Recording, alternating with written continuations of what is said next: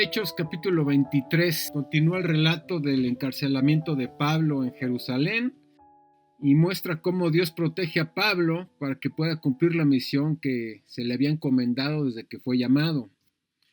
Este capítulo también revela el contraste entre la fidelidad de Pablo, la oposición religiosa y la providencia de Dios. Entonces vamos desde el versículo 1 al versículo 5, que dice: Entonces Pablo, mirando fijamente al concilio, dijo: Varones hermanos, yo con toda buena conciencia he vivido delante de Dios hasta el día de hoy. Vemos cómo es que el sumo sacerdote Ananías ordena que lo golpeen en la boca y Pablo reacciona fuertemente. Entonces Pablo le dijo: Dios te golpeará a ti, pared blanqueada. De hecho, esto de pared blanqueada era una manera antigua de decirle hipócrita corrupto. Pero cuando descubre que le está hablando al sumo sacerdote, reconoce que es autoridad establecida por Dios. Cita que no maldecirás a un príncipe de tu pueblo, y esto aparece en Éxodo 22:18, lo que nos muestra por un lado el conocimiento de Pablo, pues de toda la ley, ¿no?, del Antiguo Testamento, y el temor de Dios. Los que estaban presentes, dice el versículo 4, que le dijeron: al sumo sacerdote de Dios injurias. Y Pablo dijo: no sabía, hermanos, que era el sumo sacerdote, pues escrito está: no maldecirás a un príncipe de tu pueblo. Y bueno, aquí podemos ver la primera enseñanza, que no podemos maldecir a los gobernantes. Miren, si hubo un tiempo en el que la corrupción estaba todo lo que daba y las injusticias a flor de piel, eran los tiempos de Jesús. Los gobernadores romanos eran muy injustos. Los mismos soldados romanos agarraban de esclavos a los judíos, los trataban como sirvientes, o sea, los pisoteaban, los trataban muy mal. Y no hay un solo versículo que diga que hay que maldecir a las autoridades. Al contrario, dice someternos a las autoridades. A nosotros no nos corresponde andar juzgándolas. Ellos van a dar cuenta ante Dios. Nuestro papel no es juzgarlos. Y de hecho esto lo vemos en el Antiguo Testamento con la actitud de David ante Saúl. Todos sabemos que Saúl era un hombre que estaba lleno de celos por David, que intentó matarlo inclusive, pero David tuvo la oportunidad de matarlo 2 veces y no lo hizo. Al contrario, él quería reconciliarse con él. A pesar de que era un corrupto, era un hombre malvado, perverso, le hizo mucho daño al pueblo de Israel. Duró 40 años en el poder y mandó matar a todos los sacerdotes de la escuela porque decía que eran unos traidores y traía una paranoia tremenda, ¿no?, como muchos dictadores. Y sin embargo, David no hizo nada contra él, e inclusive cuando él fue muerto y un sirviente que fue el que lo mató porque ya la batalla estaba perdida y que le dijo a un sirviente: oye, es que mátame, y lo mata. Entonces, cuando lleva la noticia a David, se enfurece con este hombre porque había matado a Saúl, era el ungido de Dios, y lo mata a este mensajero. O sea, a ese nivel estaba el celo de David. Entonces vemos que el respeto a las autoridades es una ordenanza del Señor. El mismo Pablo escribe en otra parte de la Biblia que a las autoridades hay que respetarlas y hay que orar por ellas. Y repito, ellos darán cuentas a Dios. Todos los gobernantes o todas las personas en posición de autoridad van a dar cuentas a Dios un día. Entonces, inmediatamente después de que lo golpean, en el versículo 6, que Pablo descubre que el tribunal estaba compuesto por 2 grupos con posiciones teológicas diferentes, que eran los fariseos y los saduceos. Y de hecho, como dice el texto, los fariseos creían en la resurrección, en los ángeles y los espíritus, y los saduceos rechazaban todas estas doctrinas. Aprovechamos para ver de dónde salen los fariseos, quiénes eran los fariseos, quiénes eran los saduceos. Los fariseos surgieron tiempo después del exilio de Babilonia, y ellos surgieron entre el periodo intertestamentario. No sé si saben ustedes qué es lo que significa esto. Bueno, es el periodo de 400 años entre Malaquías, el último profeta en el Antiguo Testamento, y Mateo. Entre Malaquías y Mateo, este periodo de silencio de Dios, no hubo profetas, no hubo palabra, hubo un silencio total de Dios, conocido como el periodo intertestamentario. Ahí es donde surgen los fariseos, y al parecer su misión de ellos era evitar otra catástrofe como la que vivieron por la desobediencia a la palabra de Dios, y ellos sufrieron la destrucción de Jerusalén y su exilio a Babilonia. Entonces ellos querían evitar eso, y por otro lado querían mantener la pureza de la palabra bajo la influencia helénica. El helenismo era la cultura griega que estaba permeando, influyendo a todos los pueblos alrededor. Entonces, la idea de los fariseos era preservar las escrituras, preservar su identidad religiosa. Históricamente los fariseos eran un grupo religioso judío real, con una determinada interpretación de la ley. Entonces, ellos creían varias doctrinas, a diferencia de otros grupos, y entre ellas estaba la resurrección de los muertos, precisamente, ¿no? Y la existencia de ángeles y espíritus. Entonces, la intención de ellos, originalmente de los fariseos, era buena, que era preservar las escrituras y mantener su identidad religiosa, pero desafortunadamente con el tiempo comenzaron a corromperse y a agregar interpretaciones, comentarios y opiniones que se convirtieron en tradiciones, validando a estas como si fueran la palabra de Dios. Y de hecho Jesús se lo reprochó. Jesús no condenó a los fariseos simplemente por ser fariseos. Él los confrontó cuando su interpretación religiosa había llegado a producir una hipocresía, orgullo espiritual y una preocupación excesiva por las apariencias externas, mientras descuidaban asuntos fundamentales como la justicia, la misericordia y la fidelidad. Y uno de los textos más fuertes que vemos en el Nuevo Testamento está en Mateo 23, cuando Jesús les dice: hipócritas, ay de vosotros, escribas y fariseos hipócritas. Todo el capítulo 23 se va contra ellos y les marca sus pecados en concreto. Entonces, eso es por un lado. Y por otro lado, los saduceos, no hay un origen muy claro en cuanto a ellos, pero la explicación más aceptada por todos los teólogos y estudiosos es que su nombre proviene del sacerdote Sadoc, que vivió en los tiempos del rey David y el rey Salomón. Entonces, este sacerdote Sadoc pertenecía al linaje de Aarón y llegó a representar la línea legítima del sacerdocio en Jerusalén, y por eso muchos historiadores consideran que el término saduceo significa algo parecido a los seguidores descendientes de Sadoc. Entonces, cuando los judíos regresaron a Jerusalén y construyeron el segundo templo, esto fue después del exilio, el sacerdocio volvió a convertirse en el centro de la vida religiosa de Israel. Y durante varios siglos las familias sacerdotales adquirieron no solamente autoridad espiritual, sino también una enorme influencia económica y política, por lo cual con el tiempo también empezaron a corromperse. Entonces los saduceos pues sí aceptaban la Torá, o sea, la ley de Moisés y todo esto, pero a diferencia de los fariseos, ellos no otorgaban el mismo valor a las tradiciones orales que desarrollaban los fariseos, y eso es bueno de parte de ellos, ¿no?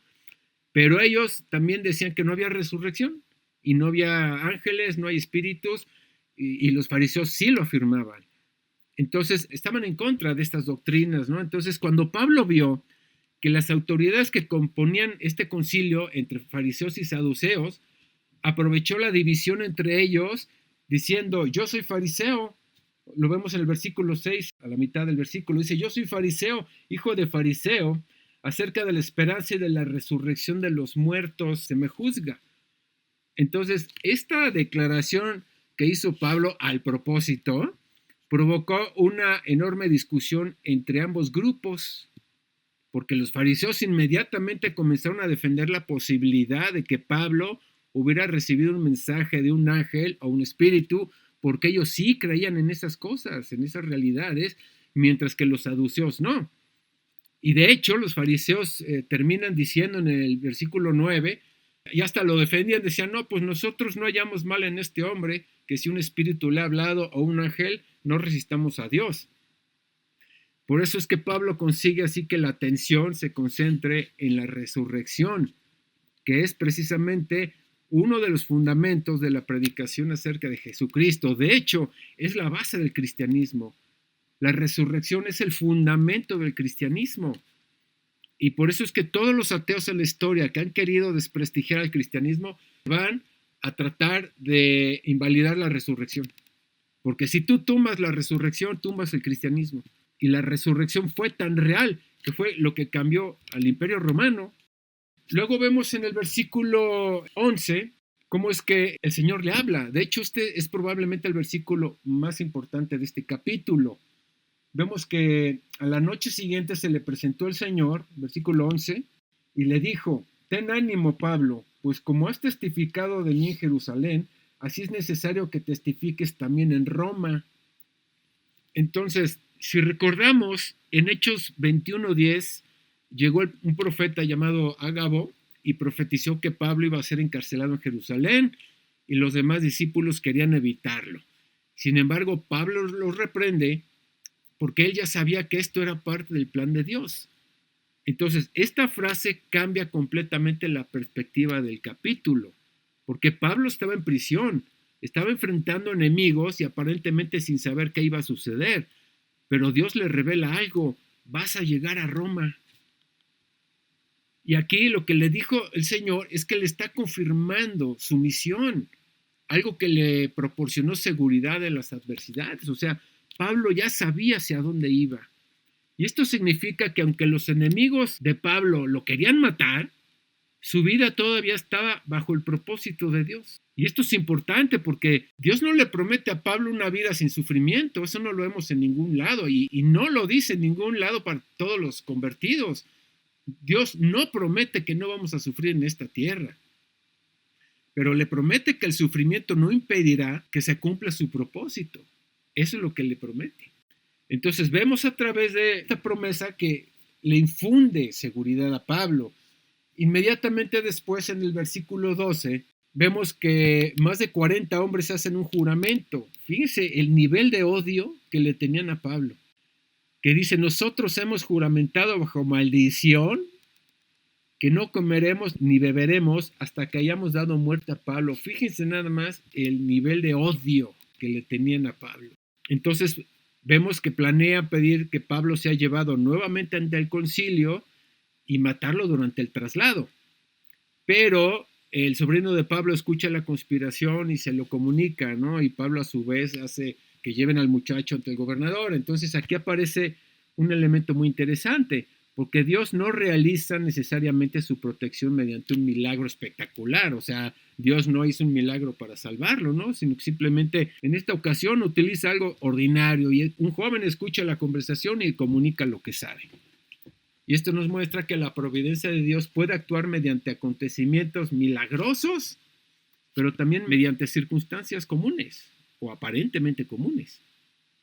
Entonces Pablo es enviado a Cesarea. En el versículo 23 al 25 vemos que el comandante romano decide trasladarlo con una fuerte escolta militar hacia Cesarea, donde será presentado ante el gobernador Félix, y así se cumple parcialmente lo que Jesús acaba de decirle, ¿no? Que es necesario que testifiques en Roma. Entonces Pablo todavía no está en Roma, pero comienza el proceso que finalmente lo llevará ahí, ¿no? Entonces lo que estamos viendo aquí es que los enemigos de Pablo tenían un plan, ¿no? Vamos a matarlo. Pero Dios tenía otro plan. Vas a testificar de mí en Roma. Y al final del capítulo vemos que Pablo sigue vivo. Entonces los hombres pueden intentar frustrar los planes de Dios, pero no pueden impedir que Dios cumpla su propósito. Entonces así Dios tiene un propósito en cada uno de nosotros y va a ser sí o sí. Es más, a pesar de nosotros también. Entonces él no fue más fuerte que sus enemigos o porque tuviera control de las circunstancias, sino porque Dios tenía una misión para él. Y esto es una enseñanza poderosa. A veces pensamos que pues, si Dios está con nosotros, entonces debería de evitar todo sufrimiento. Pero este capítulo muestra todo lo contrario. Porque vemos que Pablo estaba encarcelado, estaba acusado injustamente, amenazado de muerte, estaba rodeado de enemigos y trasladado bajo custodia militar. Pero sin embargo Dios estaba con él. La presencia de Dios no significó ausencia de problemas. Significa que los problemas no tendrán la última palabra. Es Dios el que tiene la última palabra. Y esto conecta con Juan 14:27, cuando Jesús dice: mi paz os doy. O sea, Pablo no perdió la paz. Ante las circunstancias tan terribles, no perdió la paz. Entonces, esto nos muestra a todos nosotros, los convertidos, los redimidos de Cristo, que aunque las circunstancias no sean favorables, Dios permanece fiel con nosotros.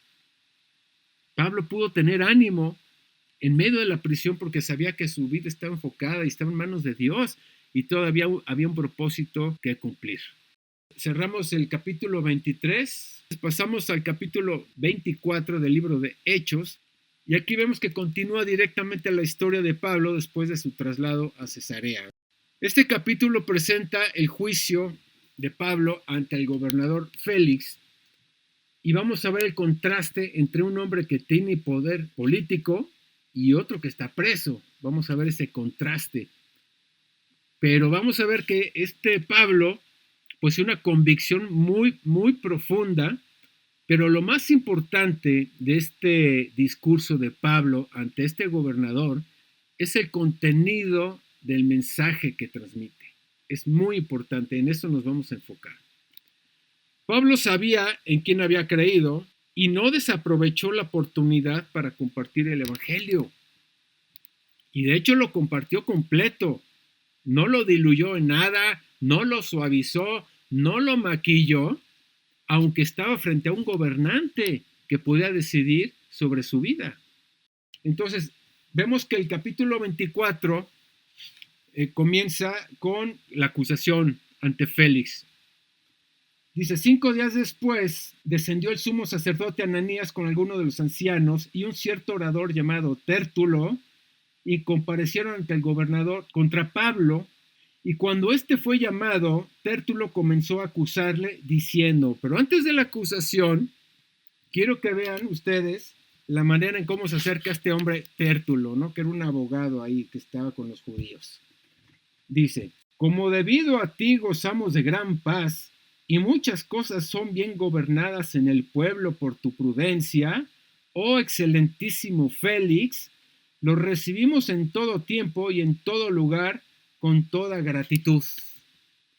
Lo primero que observamos en este versículo, mis amados, es la manera en la que esta persona llega a lisonjear al gobernador. No sé si saben lo que significa la palabra lisonjear, es lo mismo que adular. O si lo vemos en términos populares, vino a lamerle las botas, vino a ensalzarlo, o sea, hipócritamente. Eso es muy común en la política, muy común. Entonces vemos que Tértulo acusa a Pablo de ser una persona peligrosa, alguien que provoca conflictos entre los judíos, que es un dirigente de una secta que le llama los nazarenos, y es alguien que intentó profanar el templo. Puras mentiras. Y algo importante, no presentan ninguna sola prueba real de que Pablo haya cometido estos delitos de los que se le acusan. Eran puras mentiras, eran puras calumnias. Y esto nos muestra nuevamente uno de los temas recurrentes del libro de Hechos, que Pablo está sufriendo por causa de su fidelidad al Evangelio, no porque haya cometido aquello de lo que se le acusa. Entonces, Pablo presenta su defensa a partir del versículo 10. Vamos a leer Hechos capítulo 24, versículo 10. Habiéndole hecho señal al gobernador a Pablo para que hablase, éste respondió, porque sé que desde hace muchos años eres juez de esta nación, con buen ánimo haré mi defensa. Como tú puedes cerciorarte, no hace más de 12 días que subí a adorar a Jerusalén, y no me hallaron disputando con ninguno, ni amotinando a la multitud, ni en el templo, ni en las sinagogas, ni en la ciudad. Ni te pueden probar las cosas de que ahora me acusan. Aquí estamos viendo que Pablo no responde con insultos. Fíjense su carácter. No responde con insultos ni con una defensa agresiva. Él explica sencillamente que llegó a Jerusalén a adorar, que no estaba provocando disturbios y que sus acusadores no podían demostrar las cosas de las que se le acusaban. Pero entonces llega algo verdaderamente importante en el versículo 14. Pero te confieso que según el camino que ellos llaman herejía, vean la palabra camino con C mayúscula, así se le llamaba al cristianismo antes de llamarse cristianos. Vemos en este versículo y en otros anteriormente en el libro de Hechos, se referían como el camino con C mayúscula. Y aquí vemos que Pablo los acusa más bien a ellos de que le llaman herejía. Y dice a continuación, así sirvo al Dios de mis padres, creyendo todas las cosas en la ley y en los profetas están escritas. Esta frase es fundamental, porque Pablo no considera que se haya apartado del Dios de Israel, ni hablaba en contra de la ley y los profetas. Al contrario, él afirma que el mensaje de Jesucristo es el cumplimiento de la esperanza que Dios había dado anteriormente a Israel. Y aquí vuelve a mencionar el punto central, versículo 15. teniendo esperanza en Dios, la cual ellos también abrigan, de que ha de haber resurrección de los muertos, así de justos como de injustos. O sea, Pablo les está diciendo, mi esperanza está puesta en Dios y en la resurrección, en pocas palabras. Y aquí vemos algo importante, mis amados, porque Pablo toca el tema de la resurrección. Y además habla de dos resurrecciones, observen, de los justos y de los injustos. Por lo tanto, la resurrección no es un tema exclusivo del cristianismo. Esto aplica a todo ser humano. ¿Cuál es la diferencia? La diferencia va a ser el destino de cada uno. O sea, la resurrección aplica a todo ser humano. Va a llegar un día en que Dios va a levantar a justos y a injustos. Y de hecho, en el Antiguo Testamento, en el libro de Daniel, capítulo 12, versículo 2, dice lo siguiente: y muchos de los que duermen en el polvo de la tierra serán despertados, unos para vida eterna y otros para vergüenza y confusión perpetua. De hecho, en la Nueva Traducción Viviente dice para vergüenza y horror. O sea, aquí estamos viendo las dos resurrecciones. Unos para vida eterna y otros para vergüenza y confusión perpetua o para el horror. ¿Por qué dice que es confusión perpetua y horror? Porque todos los inconversos, cuando se levanten o sean levantados por el Señor, van a ser confrontados con sus pecados. Toda la lista de pecados que desde que tienen uso de razón comenzaron a practicar van a ser expuestas el día del juicio. Entonces, aquí hay algo muy importante que recordar, que la resurrección no significa volver a vivir, sino volver a tener un cuerpo. Porque la vida ya la tenemos desde el momento en que nacemos y jamás vamos a dejar de existir. Lo que deja de existir es el cuerpo terrenal, pero el alma, el verdadero yo, permanece para siempre. Entonces, para después de que todo esto termine, vamos a tener una vida corporal nuevamente. Entonces, repito, resurrección no significa volver a vivir, sino volver a tener un cuerpo. Y esto aplica para justos e injustos. Entonces, el tipo de cuerpo que cada ser humano va a recibir depende de la conversión. Aquellos que hemos sido redimidos, vamos a recibir un cuerpo glorificado, semejante al de Jesús. De hecho, vemos que Jesús, después de resucitar, no aparece simplemente como un espíritu incorpóreo. Inclusive en Lucas 24:39 dice: mirad mis manos y mis pies, que yo mismo soy, palpad y ved.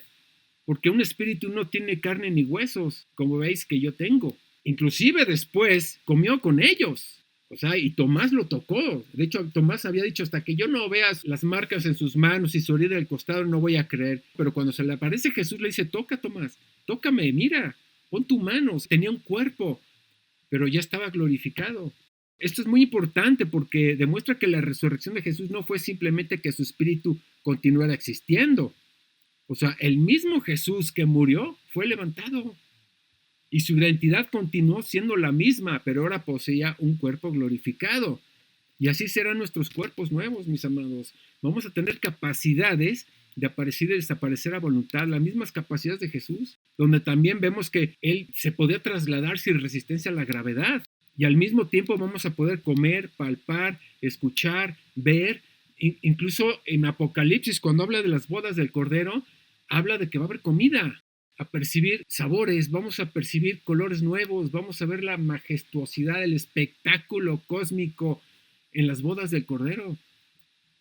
Va a haber comida, va a haber bebida. El reino de Dios no son las nubes tocando el arpa, no. Vamos a explorar nuevos mundos con cuerpos nuevos, capaz de trasladarnos a universos nuevos. Pero el cuerpo de los inconversos, de todos aquellos que rechazaron el evangelio, resucitarán en cuerpos resistentes al fuego. Esto es algo tremendo. De hecho, el último versículo del libro de Isaías dice: y saldrán y verán los cadáveres de los hombres que se rebelaron contra mí, porque su gusano nunca morirá, ni su fuego se apagará, y serán abominables a todo hombre. Jesús habló más del infierno que del cielo. Por eso la urgencia de predicar el evangelio. ¿Qué tan terrible debe de ser el infierno que por eso Dios nos manda a que predicamos el Evangelio, porque es la única manera de salir de la condenación a las prisiones de oscuridad. Por eso es muy importante también que siempre que prediquemos le tenemos que agregar un elemento fundamental, que es la resurrección. Si vemos todas las prédicas de Pablo en el libro de Hechos, toca la resurrección, porque de este se derivan implícitamente dos temas de suma importancia, lo que es la muerte y lo que es el juicio. Es decir, la muerte es algo totalmente seguro que ningún ser humano puede negar. Puede decir que Dios no existe, que la Biblia está llena de contradicciones, fue escrita por hombres, que no existe Dios, que no existe Jesús. Pueden argumentar lo que quieran, pero no pueden negar que un día van a morir. Y por otro lado, que hay un destino eterno.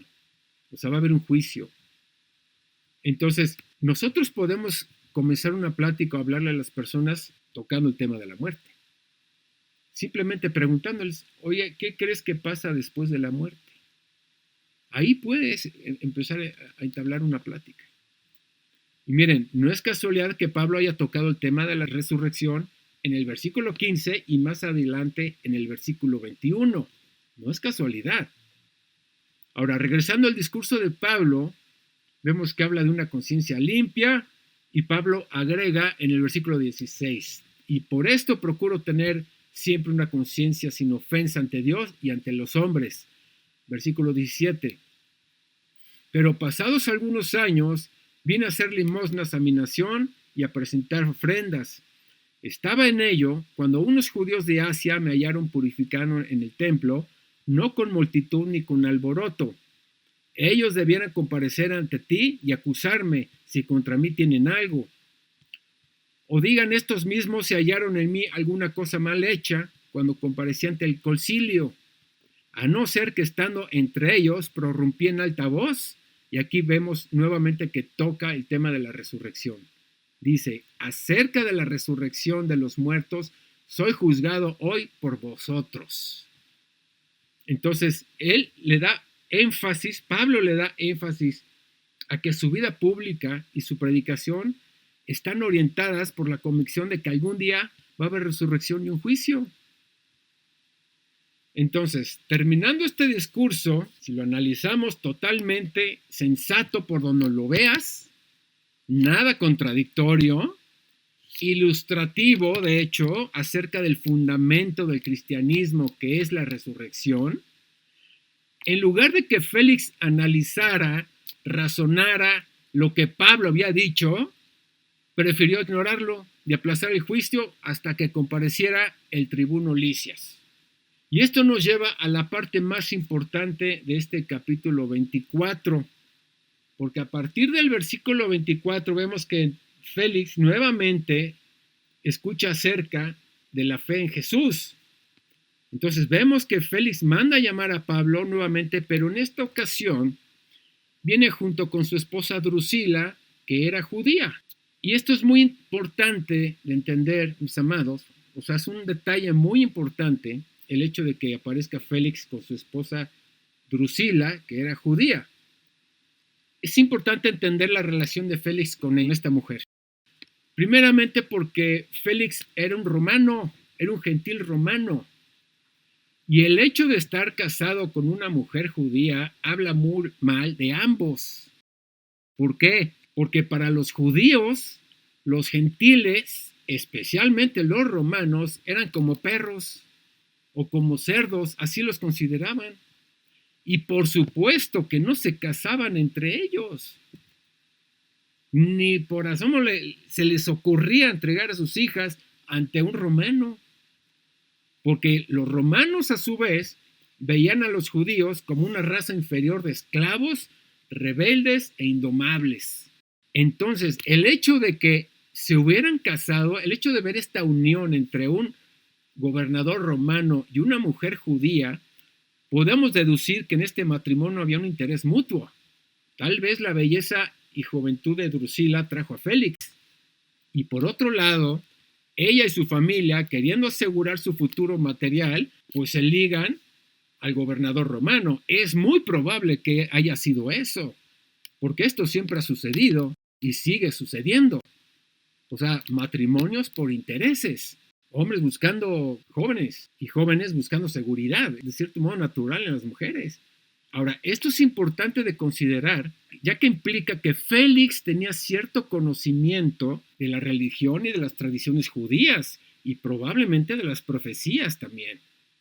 Entonces, vemos el versículo 22 en la Nueva Traducción Viviente, dice que Félix estaba bastante familiarizado con el camino, así lo dice. Por lo tanto, el discurso de Pablo tenía sentido.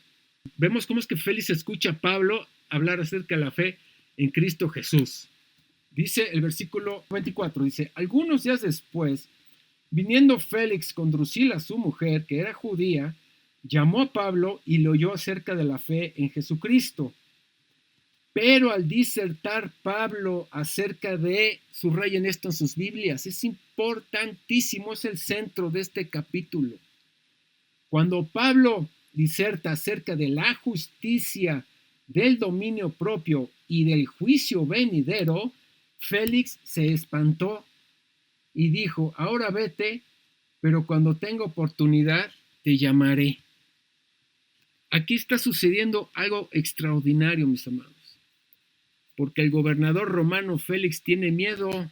¿Y por qué? Fíjense, Pablo no le está dando un discurso motivacional, no le dio un gran discurso, y no le dijo tampoco que Dios le amaba y que Dios tenía un plan maravilloso para su vida, ni tampoco le dijo que levantara la mano y pasara al frente y repitiera una oración de fe, ni tampoco le habló de bendiciones ni de prosperidad, para nada, hijo. Lo que Pablo le estaba hablando es justamente lo que el Espíritu Santo dijo que debemos hablar, o lo que todos los convertidos debemos de hablar, como aparece en Juan 16:8. Y estas son las palabras que tenemos que hablar a los inconversos. Dice Juan 16:8, cuando Él venga, o sea, el Espíritu Santo sobre el convertido, y cuando hablemos a los convertidos, convencerá al mundo de pecado, de justicia y de juicio. O sea, a los inconversos no le vamos a hablar ni de profecías, ni de hebreos, ni de la identidad de Jesús como el profeta, el sacerdote o el rey. Si se dan cuenta, aquí no habló nada de eso, nada de la persona de Jesús le habló a Félix, porque era un gentil. A los gentiles hay que hablarles de pecado, de justicia y de juicio. Entonces vemos aquí que Pablo le habló precisamente de justicia, cambió un poquito el orden, pero es lo mismo, de justicia, del dominio propio, o sea, le señaló el pecado en concreto que tenía Félix, porque Félix como gobernador romano y como todos los romanos, les encantaban las parrandas, les encantaban los excesos, les encantaban las fiestas inmorales, las orgías. Y aquí le está señalando su pecado en concreto, la falta de dominio propio, y luego le habla de juicio. En otras palabras, Pablo le estaba hablando de su situación jurídica. Hay un estándar moral, estaba diciendo en otras palabras, Félix, hay un estándar moral delante del cual tendrás que responder ante un tribunal. Pablo le hizo ver su falta de dominio propio, y repito, no fue un largo y gran discurso lo que Pablo dijo, pero lo poco que le dijo le movió la conciencia a Félix. Y siendo gobernador, fíjense, él siendo gobernador tenía poder sobre Pablo, pero en ese momento Pablo, que era un prisionero, está hablando con tal autoridad que trascendía al gobernador. Vas a enfrentar el juicio de Dios. Entonces Félix se espanta. En lugar de pensar, de razonar lo que le está diciendo, porque lo confrontó, ¿cuál fue la respuesta de Félix? ¿Sabes qué? Ahora vete, cuando tenga oportunidad te llamaré. Miren, seguramente Félix ha de haber pensado, híjole, esto que me está diciendo me incomoda. No quiero enfrentarlo ahora. Y aquí aparece una de las grandes tragedias espirituales de este capítulo. Félix fue confrontado con la verdad, pero no dice nada el resto del capítulo que haya respondido con arrepentimiento. Él ignoró totalmente el llamado. Él desperdició una oportunidad de salvación. Él tuvo la oportunidad de escuchar el evangelio directamente de Pablo. ¿Y saben qué? Así como su esposa Drusila. Pero ninguno de ellos reaccionó. Y mire, por otro lado, vemos que su esposa Drusila, ella era judía. Ella tenía conocimiento de las promesas del Mesías, seguramente. Y ella no movió un dedo para intentar motivar a Félix a considerar el mensaje. Ella no hizo nada absolutamente, seguramente sintió temor también. Y no solo por el mensaje, sino por confrontar a su esposo. O tal vez por perder su comodidad, su estatus. Entonces Félix se espantó y pospuso la decisión. Aquí vemos que Dios siempre le da la oportunidad a todas las personas. Fue una oportunidad que tuvo Félix de escuchar el evangelio y de arrepentirse y ser salvo. ¿Dónde están ahorita ellos? Y miren, vemos esto que le pasó a ellos. Tiene una enseñanza muy fuerte. No basta con sentirse conmovido por el evangelio. O sea, nosotros podemos predicarle a las personas y pueden sentir miedo. Pueden sentirse culpables inclusive. Pueden reconocer que sus vidas ofenden a Dios. Inclusive pueden pensar, algún día voy a arreglar mi vida con Dios. Pero mientras llegue ese algún día y la persona continúa exactamente igual. Dice el versículo 26, vamos a leerlo.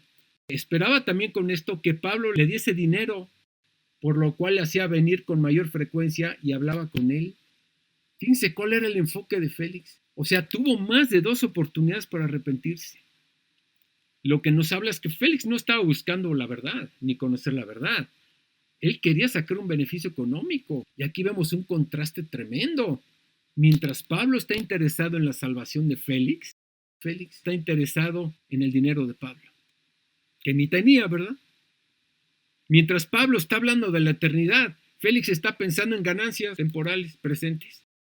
Esto nos muestra al típico hombre poderoso que aparentemente tiene ventajas en este mundo, poder, posición, influencias, pero está frente a Pablo escuchando de un juicio venidero. ¿De qué le sirvió a Félix todo eso? ¿De qué le va a servir a todos estos gobernantes corruptos que roban y saquean países si van a enfrentar un juicio? No se van a llevar absolutamente nada. O a todos estos sicarios que cometen atrocidades terribles contra los seres humanos. ¿De qué les sirve? ¿Cuánto tiempo les va a durar? Nada de lo que han hecho, ningún poder político, ni amenazas, ni armamentos pueden protegerlos del juicio venidero. Entonces el capítulo termina diciendo que Félix dejó a Pablo, todavía para empeorar las cosas, dejó a Pablo encarcelado durante 2 años para agraciarse con los judíos, agregando una injusticia más a toda su lista de injusticias. ¿Dónde está Félix ahorita? ¿Dónde está Drusila ahorita? ¿Dónde están esos judíos ahorita? Después de lo que sucedió, Félix fue sucedido por Porcio Festo y nuevamente encontramos una paradoja. Pablo está físicamente preso, pero Félix es quien parece estar espiritualmente atrapado. Qué paradoja, ¿no? Pablo físicamente preso, pero Félix espiritualmente atrapado. Y hoy en día sigue en las prisiones de oscuridad. Vemos que Pablo tiene cadenas en las manos, pero tiene libertad interior. Y Félix tiene autoridad política, riqueza y poder, pero va a tener que enfrentarse ya se enfrentó a una realidad que no va a poder controlar, que es el juicio de Dios. Entonces el Evangelio no solamente habla de consuelo y esperanza, confronta al ser humano con su pecado. Y así tenemos que hacerlo, mis amados. Necesitamos hacerle ver a las personas su situación jurídica. O sea, no venimos nosotros a endulzarles el momento a las personas, a decirles que Dios les ama, tiene un plan maravilloso. No, no, no. Necesitamos hablar de pecado, de justicia y juicio. Y una de las maneras en las cuales podemos comenzar a hacerlos conscientes de su situación, repito, es hablando de la muerte. ¿Qué pasa después de la muerte? Y mucha gente te dirá, no, pues no pasa nada, volvemos polvo cósmico, en chispas protoplasmáticas que vuelven al universo, en energía. O sea, podrán decirte lo que sea, decir, oye, ¿y de dónde sacas esa información? Porque la Biblia habla de que va a haber un juicio. ¿Tú crees que tu vida le agrada a Dios? Si fueras confrontado ante Dios, serías inocente o culpable. Puedes empezar a sensibilizar a las personas, pero tenemos que hacerles ver su estado, su pecado. Simplemente con las preguntas, ¿cuántas mentiras has dicho? ¿Has robado alguna vez? ¿Has pensado en tu mente lujuria o pensamientos lujuriosos? Todo esto te condena. ¿Has blasfemado contra Dios o contra tus propios padres? No, pues sí, todos. Si fueras presentado ante Dios, serías inocente o culpable. Entonces, a través de su propia confesión, les despierta su conciencia. Entonces, les estás dando la mala noticia, pero inmediatamente después viene la buena noticia. ¿Cuál es la buena noticia? De que hay esperanza. ¿Qué hizo Dios para no enviarte al infierno?